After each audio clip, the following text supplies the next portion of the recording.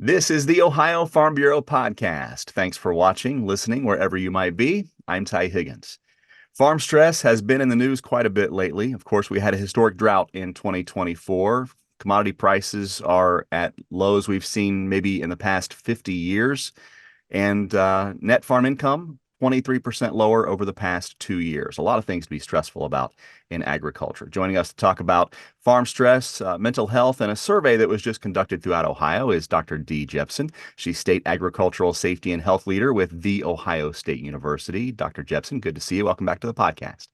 Great, thank you. And what a nice topic to be talking about, whether it's sunny or gloomy outside. It depends on when people are listening to this podcast. Yeah, certainly important as you and I have worked through this with the Ohio Agriculture Mental Health Alliance. Ohio State a part of this alliance, as is Ohio Farm Bureau, the Ohio Department of Health, Ohio Department of Agriculture, Ohio Department of Mental Health and Addiction Services, commodity groups like Ohio Corn and Wheat, the Ohio Agribusiness Association, Farm Credit and Ag Credit, also a part of this alliance as well. Why is it so important to have a group like this put together? We have the agriculture side, but also mental health professionals through the state of Ohio. What makes this alliance so special? Well, this is really the coming together of two different professions, right? Agriculture and mental wellness, mental well-being resources. Things that I don't want to say they've been oil and water, but they certainly haven't been an Oreo cookie, that was made to be together. And so this alliance did really bring together a lot of those state departments of health that maybe we didn't interact with so much in agriculture as a state agency, and they don't know how to reach out and talk to farmers. They don't really ask you what your profession is when you go in for counseling. I mean, that's not like a screening thing, and that people are targeting and looking for that. So they said, we don't know if we get farmers that go through our doors or not, but we know that there's farm stress. So how can we get resources to people that we may or may not be reaching? This all started as far as the farm stress and mental health conversation back in 2019. We had one of the wettest springs on record. 1.5 million acres of corn and soybeans didn't get planted across Ohio. And of course, farm stress has been in agriculture for generations, but really kind of took center stage there in 2019. And that's what really kicked this alliance off. One of the first things we wanted to do as a group was to figure out, get a level set of what was happening with farm stress right here in Ohio. What's happening here in the Buckeye State is much different than what's happening in Texas or California, other parts of the U.S. We certainly have similar stresses, but there's some differences among states as well. So we put together a survey, Dee. I want you to talk about some of the things that we were looking for through these questions that we gave to over 600 farmers across Ohio, and why we thought it was important to get these answers. Yeah, just like you said, it's easy for us to guess what's going on out there in the climate, with the markets, with the weather. It's easy to guess. But really, how does that internalize for the farmers? And what do they feel as far as the pressures? And we couldn't have guessed that. So we had to ask them through this. It was a pretty lengthy survey. There were about 30, 40 questions, and it took some time to think through. We asked them everything about, quality of life. We asked them what stresses them out, what are their top stressors. We did ask them a little bit about how do you cope? Do you have a good social group? Do you have families that understand your profession? We asked them about their sleep and do they feel like they get enough sleep? Um, and we asked them about loneliness because we know farmers are very independent and they work separately, but does that mean that they're lonely? Because not all, that doesn't always mean that you're lonely. So we used quite a few national scales that we can, kind of get a handle on um, where they're coming from and their perspective so that then we can go forward with additional resources. But we first had to set that baseline to know, and we don't want to just assume that just because you're stressed means that you need to have counseling services. We never implied that, but we just had to get a gauge, to know where to set our compass. We'll go over some of the results here in a bit. And as much as those questions seem heavy, we did ask some questions that I thought were very intriguing to kind of set the tone about farmers' mindsets. And that was what satisfies them about their career choice as a farmer. What were some of the things that farmers, as they look at what they do day to day, that make them happy? Yes, I thought those were nice. They said they want to be their own boss and they said they want to spend time with family. So to me, that's what agriculture is, especially here in Ohio, where a lot of family farms, not a lot of, the corporate influence of farming. And then the other thing that they felt really satisfied with, now remember, we were asking these questions a year ago, so it was during the 2023 through 2024 season. They thought that their farm production and their farm yields were really on par, which kind of lends itself to, they've got good hybrids to choose from, that they're choosing the right livestock for, and crops to fit the weather and to fit their operation guidelines. And so that's showing them a little bit of profit. One of the things that surprised me, we've talked about this for a while, but the stigma in agriculture is so strong, and sometimes we think that maybe farmers don't understand their feelings or realize what they're going through. But this survey told us that farmers are well in tuned with their mental health and wellness, and they understand what they might be going through if they're struggling. Right. And they said that they could recognize it in themselves and they could recognize it in others. And I thought that was good too, because, you know, our very first initiative as an alliance is the We Got Your Back campaign. And so the idea there with some of our messages is that you may not be stressed, but others around you might be. And so to help kind of tune into that and to be a little bit more sensitive to that, that it could be bigger than what we think, because we only see the tip of the iceberg. We don't see all of the emotions and all of the stuff that comes with, farming that's below the surface. And farmers are really good at keeping it below the surface. And so I do think farmers to farmers can talk, and if they can notice stress in somebody else, they can just ask them, how's your day going? How's your year going? Which I do think they ask those questions, but now just being a little bit more in tuned with it was some of the results that we were seeing in that survey. I mentioned the difference of state to state as far as these answers would be for these types of surveys. Top five stressors is something that we asked in this survey as well. And the caveat being that this was before the drought. So with all that in mind, I think the drought would be number one if we did this all over again. But when we did this survey earlier this year, what did we find were the top five stressors for Ohio farmers? Well, cost of land is number one. And then also number three kind of goes with the cost of land. It's just the concern of future of farming and who will be farming, or will there be land? And, you know, we're looking at a lot of industrialization in Ohio. We went through the the homes and housing developments.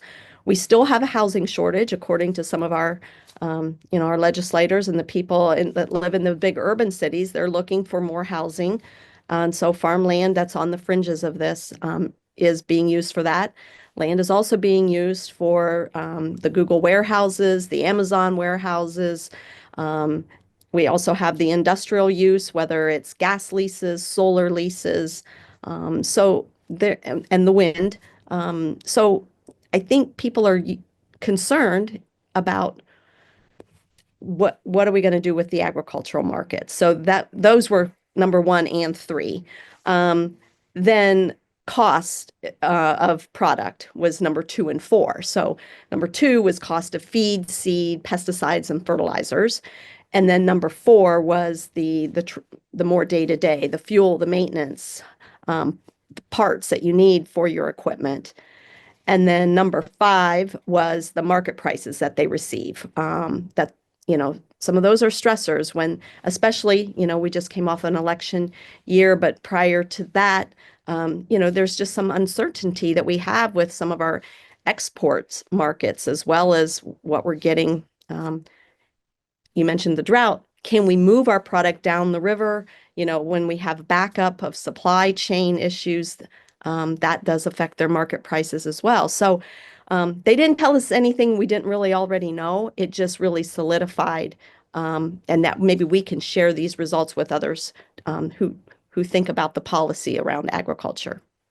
So this survey shows us that farmers know they're a little bit stressed out about things. They tell us what's stressing them out, but there's a gap, according to this survey, between knowing that you're stressed and knowing your stressors, and then finding the help that you might need if you're going through those types of challenges. So a couple of things are keeping farmers from getting the help they need. One is time, one is cost. Let's start with time. What is specifically keeping farmers from seeking that professional help? Well, yes, they really don't feel like they would have time to stop whatever they need to do and go get those services. So um, that was definitely number one, that their schedule just would not permit something like that. They also thought that maybe the services would not be open at the time that they needed them. They can't just stop maybe in the middle of the day. Um, and are the doors open elsewhere?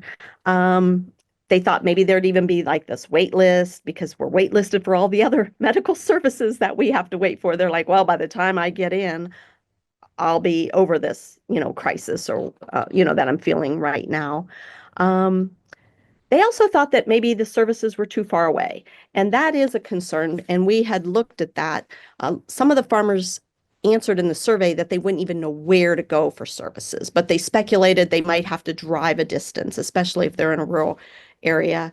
Um, what we can affirmatively say is that there are services in each and every county that farmers may not even want to go to their own county. So perhaps they were thinking of a further drive because they wanted to go one county over, um, just for some of the stigma of being parked outside of a resource place. Um, but that's what they're telling us about their time. Cost is another big obstacle. Of course, healthcare already expensive. Many farmers don't have adequate insurance to cover something like mental health services. What are farmers telling us about their concerns with cost in this space? Well, one of three farmers thought that the services would cost too much or that their insurance would not cover it. And that is something that we need to think about. And that's, again, another part of bringing the Department of Mental Health and Addiction Services and the Ohio Department of Health involved in this to help us be able to tell farmers what the costs are, what break down some of this, because perhaps we don't share the right messages as well. Um, so different plans will have different promotions and, services available to that. So they do need to check with their insurance. But that is something that we are challenging some of our state partners to kind of tell us what it is and tell the farmers what it is up front so that they know for a certain cost they get maybe 10 sessions with a counselor, or maybe they never see a counselor and they just want a phone call, or they just want access to some things they can read. We need to learn what those are so that we can help and better share that so that we can help farmers understand. Because one out of three, that's a third of our farmers that really don't understand what it would cost to seek help. Understanding farmers' challenges for mental health professionals is another huge challenge. Only 2% of us are involved in agriculture and really understand the nuances of farming. Mental health professionals, of course, are great at what they do, but if they don't understand what a farmer's going through, farmers may not think they're going to be adequate enough to help them through the challenge. Did we find that in the survey as well? Oh, absolutely. There it was one out of four farmers said, even if I talk to someone, they won't understand me. They won't understand my lifestyle. Um, I don't want to be told to go get a job off the farm. I don't want to be told that I need more time off for me or for vacation, because sometimes that's just as stressful as actually getting off the farm, is taking time to leave the farm. So definitely the misunderstanding. And we do see that. We see that in, just as you said, there's not very many of us that are out there farming day to day that understand. You are ahead of the curve, you and your team, putting together a program to help these mental health professionals all across Ohio understand agriculture. Talk about that a little bit. And you've already had like over 1,000 people across the state take part in this Farm Stress Certified program. Yes. Back when the alliance was being formed and we talked about what kind of resources do we need, we recognized right away that these counselors and the folks that we were talking with, the mental health professionals, the social workers, even the ones that maybe our students would talk to in schools, they don't understand what that child might be going through. And so we started to see this disconnect of which was kind of what those service agencies were telling us. And one of the beauties of why we came together, they're like, oh, can you tell us a little bit more about farming, or what does it mean when they talk about the weather stresses them out? Like, okay, like what I understand a little bit, but not a lot.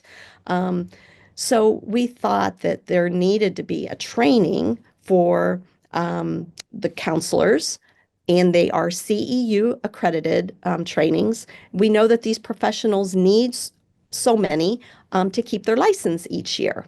So just as they can take trainings to understand what veterans and those returning back from war would need some special services or understanding. Even if you're a first responder, there's classes that the counselors can take to understand what a first responder, a policeman, a fireman goes through. Why not have one that what a farmer goes through? And so we do. We call it Farm Stress Certified. And if they take all three of our modules, which are 2.5 credits for each session, and so it's like a 7-hour course broken down into three modules, they can earn this certificate, which then they can put on their website, or they can elect and to be put on our directory, so that if a farm family calls us to say, do you know of anybody who you would recommend, we can share that list with them of who has gone through the training. And as you said, we've had a great response. We've well over 1,000 that have gone through this in just a short period of time. And then some that are coming back and they say, well, we would take it again just to pick up a few things, but do you have the 2.0 version? And so last year we started the 2.0 version because we're like, they want to learn more about farm finances. Okay, so here's a group that, and some of them do have ag backgrounds or have come from a farm or live near farms. And so we learn a lot from them as well to help infuse that into the training. And we plan just next week, we plan to have a training for the train the trainers, because we're seeing that some of these other entities in other states said, how did you do this? And can we replicate it in our state with our extension professionals? We work through our College of Social Work to issue the CEUs. And so we're trying to put all this down and so that other people can replicate it, because we're finding that at least we're getting folks to come in and take those classes. We want to learn more about the farmers then who have gone through their courses. Do they think it made a difference, or, are they finding the right resources? So it's just a piece of the puzzle we felt that we could try to fit into. It's a great example of next steps after this survey, right? And that's just one of the things we'll be working on with the Ohio Department of Health and Ohio Department of Mental Health and Addiction Services as we plan out ways to get this survey and the results out, but also find ways to overcome the challenges farmers are telling us they're dealing with through this survey. I want to, before I let you go, Dr. Jeffson, talk about some of the resources that are out there. You mentioned ohiogotyourback.org. That was the very first website we put together through this alliance to put together a list of resources for farmers to utilize online. American Farm Bureau has the farmstateofmind.org website that you can find other resources nationally, including some free resources for Farm Bureau members exclusively. Can't forget about 988, the crisis helpline we have here in Ohio. But also, we talk a lot about peer-to-peer, D. Farmers learning from other farmers, whether that be about best management practices for water quality or new technologies coming into agriculture. Peer-to-peer is used a lot. How can it be used in this space? Well, it's we know farmers talk, farm families talk. And so if they have an experience and they found a professional, and I do want to add one more website that you mentioned.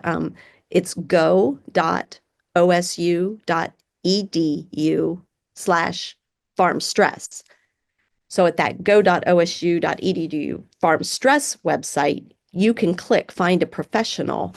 And that's where we have broken down everyone in every county, like where they can find some of these states, and then learn more about that farm stress certified directory of professionals.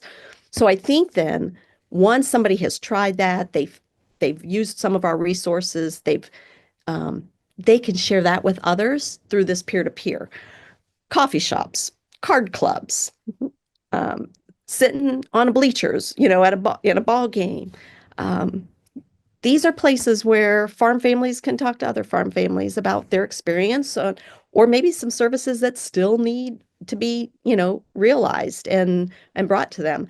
I know after one of our talks, after Farm Science Review, I ran into a farmer and he says, "Yeah, yeah, yeah, you're telling me I still have stress. I want to see what you're doing with that." And I said, "Well, we're telling you the results of the survey. Correct. We are. Um, it doesn't really help a farmer right now, but the next steps are these resources." So I challenge people to tell us what they need. Do they need more services in their community? Um, can we, like with Farm Bureau, you all have um, your your yearly meetings to talk about safety and health. This is definitely one of those health factors. How can we impact, you know, the boots on the ground people, not just us in an agency or working across agency groups? Um, it's that human touch, it's the relationships that we make, and it's the trust that we have. And so like giving some trust to some people to know that you're stressed out and that you're at your wit's end. Um, it's a lot less stressful to find the help that you need if you just make that one phone call, like you said, the 988. You know how to dial 911. So dialing that 988 will help when there's a serious need for someone to listen to what you have to what your concerns are. We'll put a complete list of these resources in the description of this podcast online at ohiofarmbureau.org. Dr. Dee Jepson, State Agricultural Safety and Health Leader with The Ohio State University. Really appreciate all the work you've done and that we've been able to collaborate on through the Ohio Mental Health Alliance, through the agriculture space, and appreciate your time on the podcast today. Thank you so much. Thank you. Sometimes out here, you have to speak loudly. Our voice alone may not have as much impact as we would like, but my voice and my voice can be heard and influential through membership in Ohio Farm Bureau. My voice, along with tens of thousands of Ohioans, makes a difference when it comes to legislation, regulation, or litigation that can be positive or potentially harmful to those of us in the agriculture community. Become a member today at ohiofarmbureau.org. Because there is strength and members. Find out how Nationwide Agribusiness can help you grow your business. Get to know the people with the experience and knowledge to help you. Whether you are looking to protect your farm or ranch from the ground up, or need someone who understands your changing commercial ag needs. Find out how to better manage the risks of your ag business, or how quickly you can get back to business. Learn how you can protect your next with Nationwide on your side. Welcome back to the Ohio Farm Bureau podcast. The 2024 Buckeye Shepherd Symposium is coming up December 6th and 7th in Worcester. In addition to celebrating Ohio's strong sheep industry, the event will offer meaningful discussions with national experts that'll help all attendees expand their opportunities beyond the fence line. Joining us is Roger High, Executive Director of the Ohio Sheep Improvement Association. Roger, always great to see you. Welcome. Great to be here and great to discuss our wonderful program with you, Ty. Yeah, really the highlight of the sheep industry for Ohio year in and year out. An opportunity, Roger, to showcase this industry. What might people not know about the sheep industry here in the Buckeye State? Well, first of all, some important points. This is the 75th anniversary of the Ohio Sheep Improvement Association and the 35th anniversary of the Ohio Sheep and Wool Program, meaning that this organization has been around for 75 years. It was all started with a group of men at the Ohio State University that wanted to make improvements to the sheep industry. So when I went back and looked at a lot of the history, it's a lot of the same objectives: to keep the industry growing, to educate our producers about new and exciting things that are going on in the industry. And that's really what we feel like we've done. We've attempted to do with our symposium program, is just to keep the industry educated and keep the industry growing here in Ohio. Well, and moving forward, the topic of conversation and really the theme of this year has some new technology and some new opportunities that has the attention of a lot of sheep producers across the state and really across the country. Oh, absolutely. We keep hearing solar grazing. We keep hearing the word agrivoltaics, which is such a new word to so many of our agricultural industry, and it's really, really hitting hard in the sheep industry because sheep are that one animal that's working in solar fields to graze them. Goats climb, pigs dig, cattle knock over, and sheep seem to be that species that's working. And that new word, agrivoltaics, that we keep saying, and we're going to just keep hearing more and more of it. Not only expand what's happening in the West, in Texas and California, some of those states out there, but we're seeing a lot of that growth in the Northeast. And so we're bringing some speakers in from different parts of the country to talk about solar grazing and agrivoltaics and how the sheep industry can move forward in this realm of this new realm of potential growth in our industry. Another exciting part of the Shepherd Symposium this year is a tour that is really marketed towards your younger folks, but open to anybody. Where are we going this year? So this year, this is on Saturday night. On Friday night, we are celebrating the 75th anniversary of OSIA and 35th of OSWP. So in order to do that, we have moved the Saturday or the Young Shepherds Assembly to Saturday night after the symposium. And they're going to be taking a little bus tour over to a new operation over in Crawford County, spending some time with them and enjoying themselves at a Greek restaurant in Mansfield on their way back to Worcester. So some different planning, some new planning, but some exciting things for our young shepherds as well as our coordinator says, Christine Gelly, young at heart. So anybody's really invited to this tour. So whether you're young or old or young at heart or whatever combination thereof, we would certainly welcome you to participate in the Young Shepherds Assembly on that Saturday night. I'm sorry, not Saturday night, December 7th. And of course, this really is a chance to celebrate not just the industry as a whole, but those that make it great here in Ohio. Awards including the coveted Master Shepherd of the Year. That's something that's going to be awarded at Symposium again this year as well.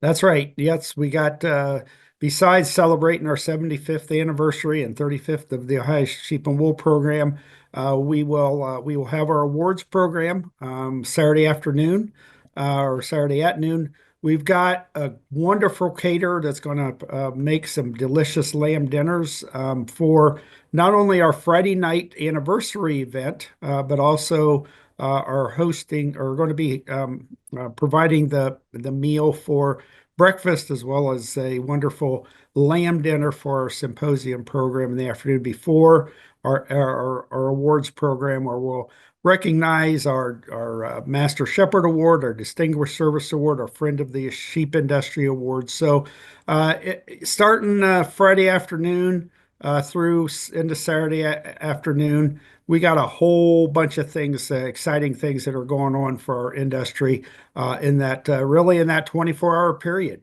Just bang, bang, bang, and lots of activities. Yeah, December 6th and 7th going to be jam-packed with a bunch of exciting things to celebrate Ohio's sheep industry. Roger, how can people find out more about the event? And I know we're just a couple of weeks away, so registration is going to be coming to a close here soon. And really important people do that online. How do they find out more and get registered? Well, we are encouraging at this point for you to register online at ohiosheep.org. When Ty puts his podcast out, he will add the link to it. But registration is really ends Friday, but we are going to extend it here a couple days online. We have issues with the snail mail system, so we really encourage you to go online and get registered because I think our program is really good, and so the easiest way for us to know that you're coming is to go online. We need to schedule or plan around catering, bus transportation for the Young Shepherds Symposium. So it's a lot of planning, but you can really help us by getting those registrations in here in the next couple days. And again, we'll put that link on the podcast description online at ohiofarmbureau.org. Roger High, Executive Director of the Ohio Sheep Improvement Association. Thank you, sir.